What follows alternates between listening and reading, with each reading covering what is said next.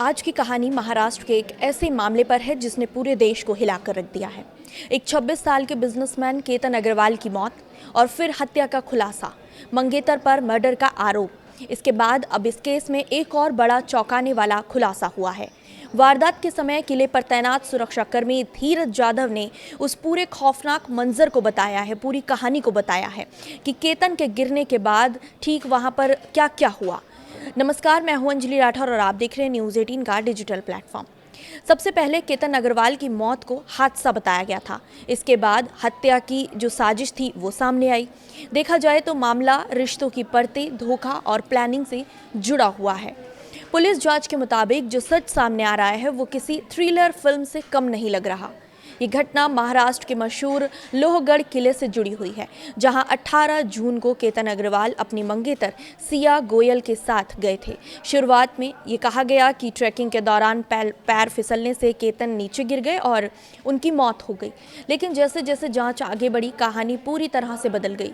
Police ने इस पूरे मामले में केतन की मंगेतर सिया गोयल और उसके कथित प्रेमी चेतन चौधरी को गिरफ्तार किया है और उन पर हत्या और आपराधिक साजिश का आरोप लगाया गया है।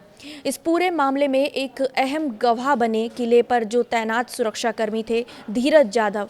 उन्होंने उस दिन की पूरी घटना मीडिया को बताई है। धीरज ने बताया कि वो 18 जून को अपनी ड्यूटी पर तैनात थे जब उन्हें अचानक से दूर से जोर जोर से चीखने चिल्लाने की आवाज़ें सुनाई दी। आवाज़ें इतनी तेज़ थीं कि वो तुरंत उस तरफ भागे। जैसे ही वो वहाँ पहुँचे, उन्होंने देखा कि एक लड़की लगातार बचाओ बचाओ चिल्ला रही थी। जब उन्होंने हालात समझने की कोशिश की तो वो लड़की सिया गोयल निकली, जो केतन की मंगेतर थी।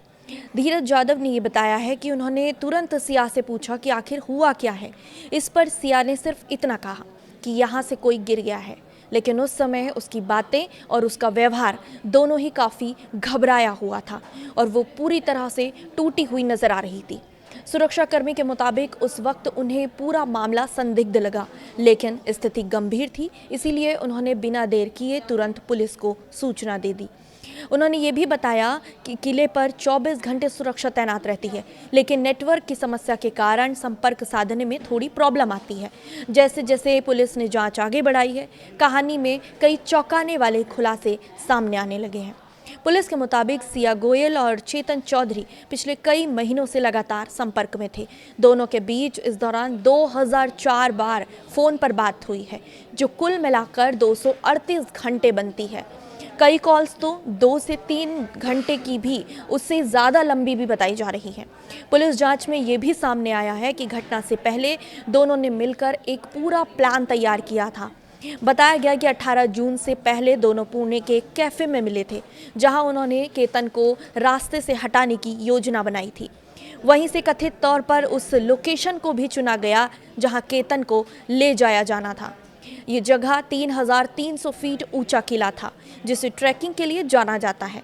लेकिन इस किले को एक्सीडेंट का अंजाम देने या यूं कहा जाए कि हत्या करने के लिए चुना गया था।